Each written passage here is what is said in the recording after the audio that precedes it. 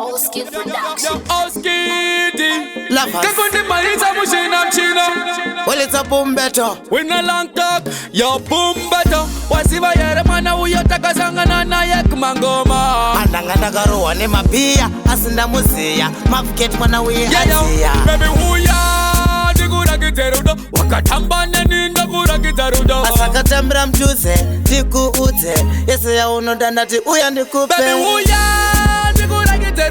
wakatamba neni Ndikuratidze asakatambira mjuze ndikuudze yese ya unodhandati uya ndikupe makagara pamba peda mubadare rendi tinosheyana pa 8 ndotora 20 anditinoziziva ndiri mukuru wa bendi munogona kana kusandipa kana sendi ukatamba neni wapinda machena ndogara ndichingoku entertaina auna kana wanteira unokomplaina nauna ini newe tichienderana Bett0-Huya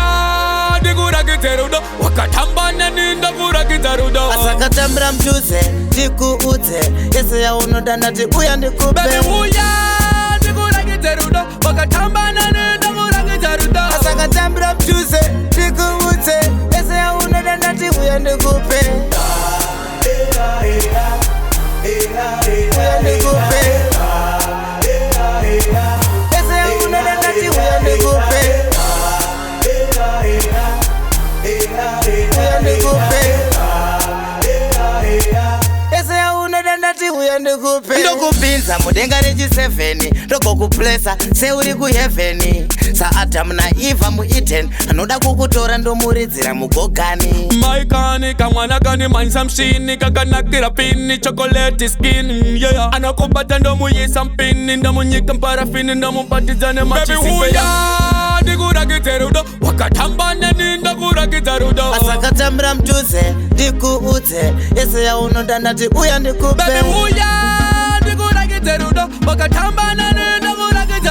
asakatambira mjuze ndikuudze yese ya unodhandati uya ndikupe makagara pamba peda mubadare rendi tinosheyana pa 8 ndotora 20 anditinoziziva ndiri mukuru wa bendi munogona kana kusandipa kana sendi ukatamba neni wapinda machena ndogara ndichingoku entertaina auna kana wanteira unokomplaina nauna ini newe tichienderana